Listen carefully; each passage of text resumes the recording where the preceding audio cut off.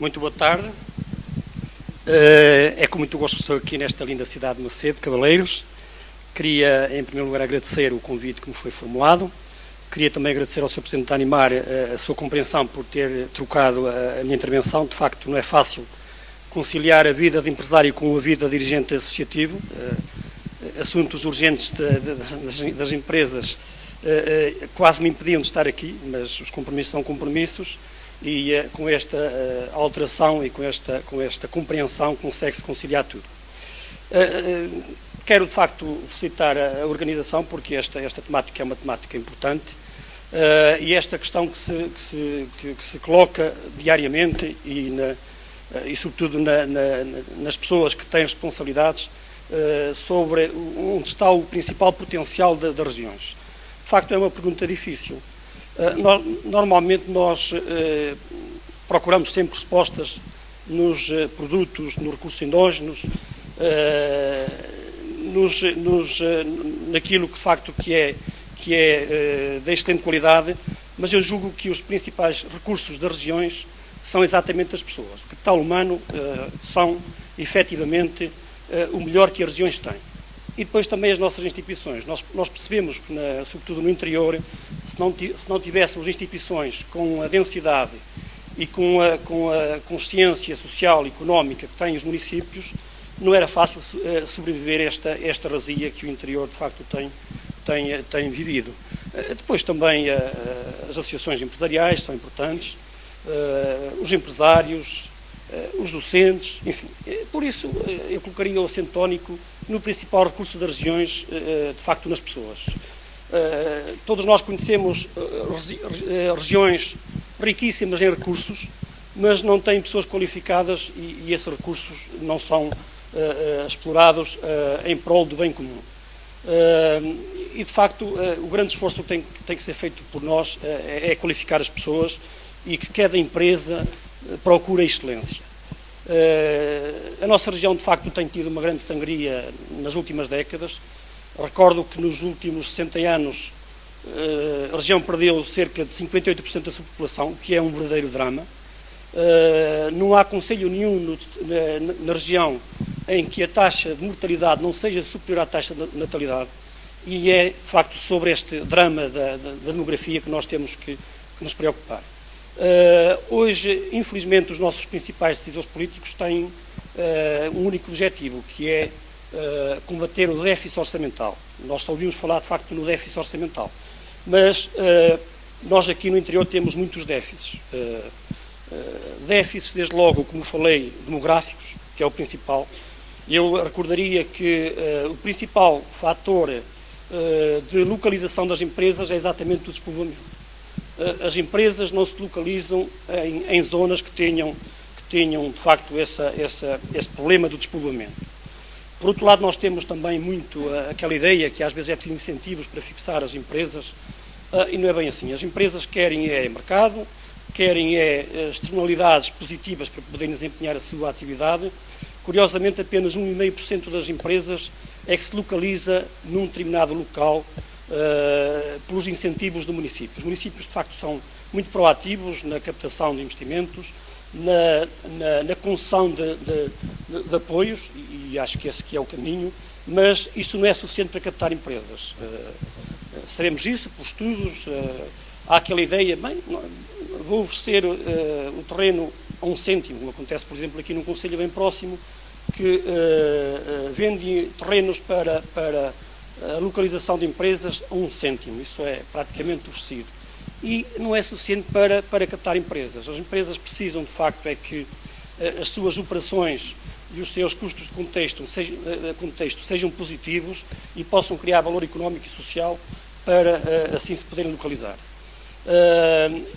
Por vezes há outros fatores que levam a que as empresas se localizem.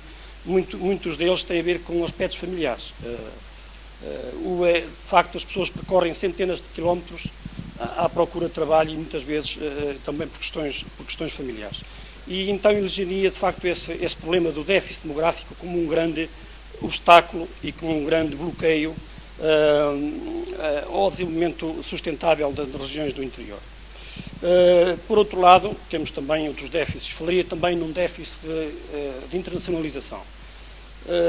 Não há, de facto, uma grande cultura de internacionalização ao nível das nossas empresas e julgo que é de facto, um grande handicap para que as nossas empresas sejam competitivas. Eu recordo que, são dados de 2013, são aqueles dados que temos disponíveis, o valor total das exportações do nosso Trás-os-Montes situou-se em 340 milhões de euros. Mas, curiosamente, desse bolo, 87% referem-se ao Concelho de Bragança. E desses 87%, 95% é uma única empresa, que é, como todos conhecem, a Faurécia. Temos concelhos na região que exportam 200 mil euros, 300 mil euros, o que isso, de facto, é uma pequena gota d'água no oceano. Num contexto de estagnação da procura interna, num contexto em que o investimento público praticamente não tem expressão, de facto, a tábua de salvação das empresas e da nossa economia é claramente a internacionalização e a exportação. Eu penso que enfim, as nossas empresas vão acabar por compreender esta necessidade, porque os mercados a isso obrigam. Infelizmente vamos tendo alguns bons exemplos de empresários proativos, de empresários que ainda têm confiança e apostam. Tenho conhecimento que irá surgir um investimento interessante aqui em Macio de Cavaleiros, na área da transformação de frutas, que vai criar alguns postos de trabalho e obviamente que isso também tem que nos dar alguma confiança, que é possível seguir esses bons exemplos. Tivemos também aqui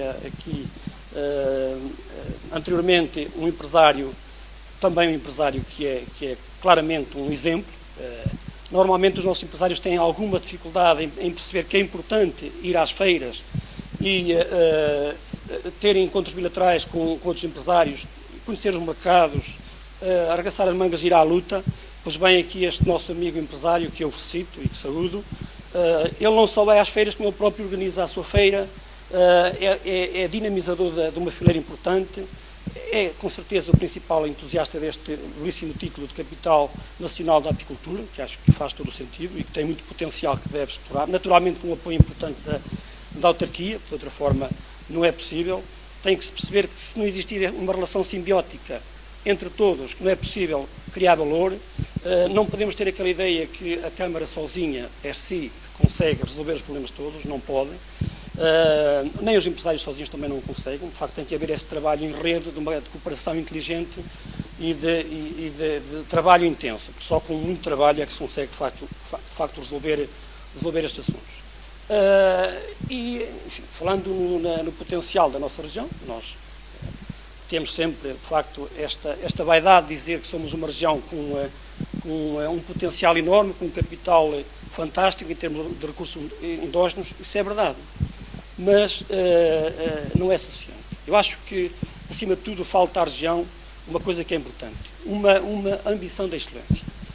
Jaime Quezado, que é um especialista em competitividade e internacionalização inteligente, conhecido da maioria de vós, com certeza, no Fórum Económico de Trás-os-Montes que o NERVA realizou no ano passado, dizia exatamente isso.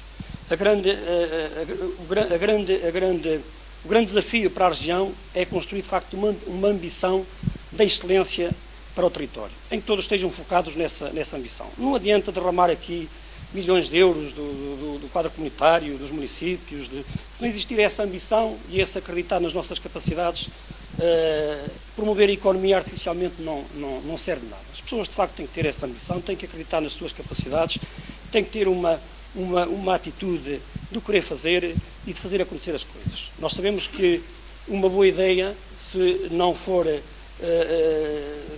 transformada, de facto, num produto, não é? Se não for transformada numa solução para um problema, não serve para nada, tem que se colocar no lixo porque não serve para nada. Isso não é de facto uma boa ideia, não é inovação. Uma boa ideia é aquela que é posta de facto ao serviço do mercado, que é transformada num produto vendável, num produto de valor acrescentado e que ajuda a resolver os nossos problemas. E por isso, de facto, falta-nos, e faço também a minha culpa, falta-nos o pragmatismo que tem aqui o colega Francisco, por acaso valeu a pena vir aqui só para ouvir o testemunho dele, que é um testemunho vivo, um testemunho na primeira pessoa e prático, porque eu quando olhei para o layout deste workshop, vi lá de facto que era orientado para a sociedade civil, e eu, parabéns, de facto, aqui está uma boa iniciativa para mobilizar a sociedade civil e a iniciativa individual, porque há muita tendência de tornarmos estes fóruns muito institucionalizados e aliar um pouco a sociedade civil. A grande força está na sociedade civil e os municípios são os líderes dessa sociedade civil, as associações são os líderes da comunidade empresarial, mas a força não está nas associações nem nos municípios, está nos municípios, está nas empresas, está na sociedade civil. E obviamente que isso tem questões culturais. Na década 80 do século passado, de facto, a emergência do Estado Social e o triunfo do Estado Social praticamente atrofiou a sociedade civil e a capacidade individual. De facto, se não tivermos uma sociedade civil dinâmica, atenta aos problemas, preocupada com os problemas, preocupada em fazer parte da solução, o nosso território não terá futuro. Os dados que nós temos em relação a muitos setores são dados, obviamente, positivos e até encorajadores, porque temos, de facto, vários setores de atividade em que damos cartas. Nós, por exemplo, a nossa região produz 86% de toda a castanha nacional. De facto, somos líderes incontestáveis na castanha. Produzimos também perto de 70% do total da amêndoa que o país produz. Um dado também importante, que eu sabia que tinha densidade, mas não conhecia, que o Francisco também nos deixou aqui, produzimos praticamente 80% do mel da região norte. Mas também temos um terço de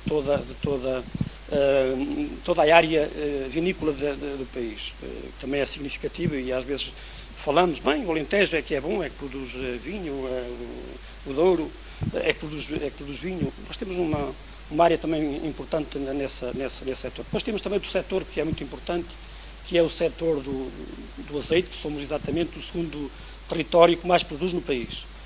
O Concelho de Mirandela, aqui bem ao lado, é só o terceiro maior concelho do país em termos de produção de azeite. Naceto Cabeleireiro já falou sobre o vice-presidente e muito bem, tem de facto também essa particularidade de produzir azeite de excelente qualidade, do melhor do mundo, e de facto essas potencialidades, como dizia o professor e bem, são importantes, mas nós temos que preencher a cadeia de valor, temos que acrescentar valor, não permitir que sejam os outros a ter a fatia de leão no nosso trabalho, no trabalho dos nossos avós, que há décadas atrás e séculos até diria eu mesmo, plantaram castanheiros. Temos castanheiros fantásticos, únicos no mundo.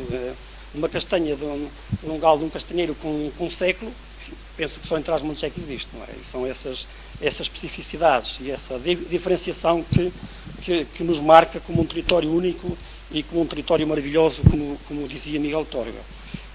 Mas, de facto, enfim, não temos ido mais além, não temos sabido valorizar suficientemente os nossos produtos. Ficamos um pouco pela base, pela rama, e não aprofundamos, de facto, a capacidade e o potencial que esses produtos têm. E depois, enfim, temos, de facto, muita dificuldade também em passarmos da teoria à prática e à ação.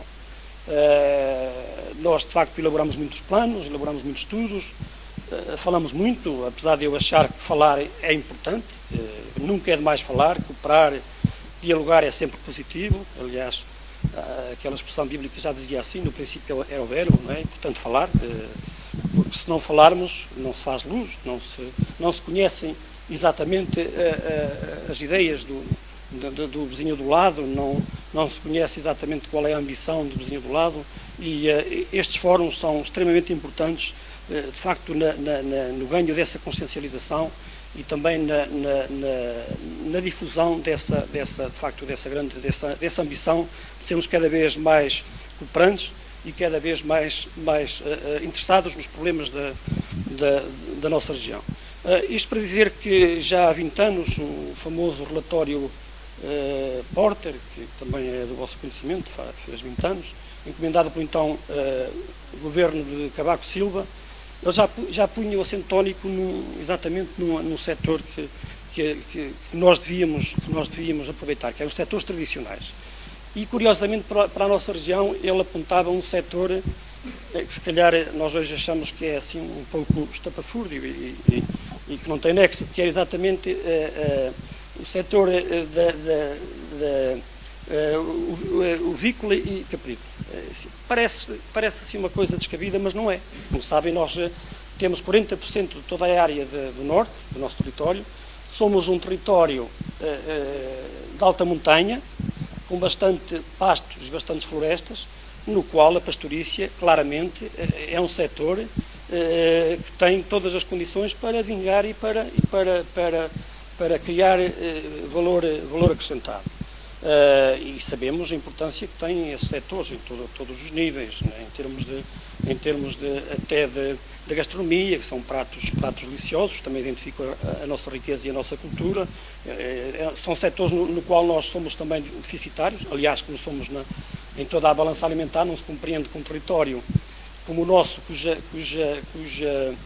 cerca de 40% da população se dedica à agricultura, ainda é um valor muito significativo, que ainda sejamos deficitários em alimentos primários, como por exemplo o cereal. Nós temos que exportar cereal para as moagens que existem de Espanha e de outros pontos, até couves temos que importar. São coisas de facto que não se compreendem e que se percebe que o futuro do nosso território está muito nessa matriz identitária dos setores tradicionais, da agricultura, da pastorícia, também da floresta. A floresta, como sabem, tem um peso nas nossas exportações de cerca de 10%, é um peso bastante importante, e nós não temos tirado também partido disso, apesar de termos das maiores manchas de carvalho negral da Europa, das maiores manchas de castanheiro, bravo e outros soltos, não é? Temos todas as condições biofísicas para termos uma boa floresta produtiva e geradora de pós-trabalho, mas também, enfim, por ausência de políticas públicas de ordenamento, que é exatamente o termo, não tem de facto havido resultados. O último grande ordenamento florestal e investimento florestal com densidade e com impacto na região, enfim, tem seguramente mais de 5 décadas, 50, 60 anos já no tempo da outra senhora. De lá para cá, de facto, não tem havido uma aposta estratégica no setor da floresta, que é um setor que cria muita riqueza e para o qual, como disse, também pelo facto de termos muita área, pode gerar muita riqueza. Estou quase no limite do meu tempo, gostaria de me concentrar um pouco também aqui nesta belíssima cidade de Macedo de Cavaleiros, para falar também um pouco das potencialidades, e eu aqui queria dizer que, de facto, Macedo de Cavaleiros tem uma localização geográfica espetacular, é a melhor localização geográfica que tem a região, porque em termos estratégicos está localizado no centro do território. Por isso eu julgo que Macedo de Cavaleiros tem todas as condições para ser um grande interposto de grande distribuição, um interposto comercial de grande distribuição, não só ao nível de matérias-primas, tanto importadas como exportadas. Eu acho que tanto é que tem uma zona industrial bem estruturada, com dimensão, julgo eu que é das que está mais bem estruturada e mais bem dimensionadas da região. Tem uma localização privilegiada junto ao nó da A4 e também do IP2, e eu julgo que a grande aposta de Macedo queria passar por aí. Falta, de facto, na nossa região, uma grande plataforma logística ao nível da grande distribuição. E Macedo de Cavaleiros, por razões que nós conhecemos, tem de facto esse ingrediente único, que é a sua localização privilegiada. E não é uma localização periférica, é uma localização que está a poucas horas da Europa, a poucas horas dos maiores mercados da Europa. Temos aqui a menos de 4 horas a grande área de Madrid, que é uma das maiores áreas de consumo da Europa, com boas acessibilidades. Hoje não nos podemos queixar das acessibilidades. Passam aqui dezenas de tiros todos os dias a fazer o trajeto para um lado e para o outro, por vezes vêm sem carga para um lado e vão sem carga para o outro, e isso é terrível em termos de rentabilização das cargas. E julgo que se existisse aqui uma plataforma a esse nível, que era possível tornarmos a nossa região muito mais eficiente nesse aspecto e muito mais próxima dos mercados de consumo. Macedo depois também tem, de facto, a sua joia da coroa, que é a barragem do Azivo. De facto é algo de extraordinário, é algo de único e que, a meu ver, tem muito potencial. Também ainda não houve tempo para aproveitar bem esse potencial, mas acredito que no futuro que esse enorme património natural, que será também ele mais gerador de riqueza. Havia um projeto também, acho que seria complementar, da barragem do Azivo, que eu confesso que não sei como está, mas acho que era importante, que era a construção do campo de golfe. Naturalmente, com estas dificuldades, deve ter sido abandonado, mas eu acho que era importante. Nós temos que ter essa ambição, isso é um sonho e tal, uma ilusão. Não, se nós não tivermos, de facto, essa grande ambição de projetos grandiosos, uma ambição sem limites, continuaremos neste trajeto de empobrecimento e neste trajeto de dificuldades. E depois, claro, para terminar mesmo, aquilo que é importante é que nós tenhamos capacidade e poder para reivindicar, de facto, medidas de ruptura ao nível de políticas públicas. O Engenheiro Jorge Nunes, conhecedor também desta realidade, dizia também isso no nosso Fórum Económico, que se o Governo não tomar essas medidas de ruptura, não é fácil às autarquias e às empresas e às associações e aos empresários dar a volta a esta situação. E essas medidas de ruptura passariam, por exemplo, por uma nova lei das sesmarias. Não acredito que os nossos políticos tenham esse golpe de asa e que o consigam fazer, porque a lei das sesmarias, como vocês sabem, que conhecem melhor a história do que eu, foi o melhor plano desde sempre de ordenamento e de desenvolvimento do território. Tem centenas de anos, mas ainda hoje está atualizado. Mas os nossos políticos, de facto, não têm essa ambição e essa visão de futuro para resolver os problemas dos territórios e problemas que existem muito por falta de solidariedade das regiões mais ricas para com as regiões mais pobres. Não se entende que uma das regiões com o rendimento mais baixo do país, que é a nossa, nós sabemos, infelizmente, que esteja a contribuir para a luz dos Açores e da Madeira. Por exemplo, nós nas nossas faturas pagamos custos indiretos da luz dos Açores e da Madeira. Não faz sentido nenhum, porque nós somos uma região produtora de energia elétrica, pagamos energia elétrica mais cara do que pagam os Açores e a Madeira, ainda contribuímos na nossa fatura para eles. Isso, obviamente, que é todo injusto e que nós devemos denunciar. E depois abandonar, de facto, este discurso negativista que, de facto, nós temos muito hábito de nos queixarmos tudo e todos. E como dizia o amigo Francisco, e bem, não pode ser assim, nós temos que... Licença. O futuro também depende de nós temos, de facto, que ir à luta e não termos este discurso negativista e ver tudo pela negativa e ver tudo errado. Maslow já dizia que se andarmos sempre com um martelo na mão, vemos todos os problemas como um prego, e isso, de facto, não é positivo, porque isso gera a miopia e acho que isso é indesejável. Muito obrigado.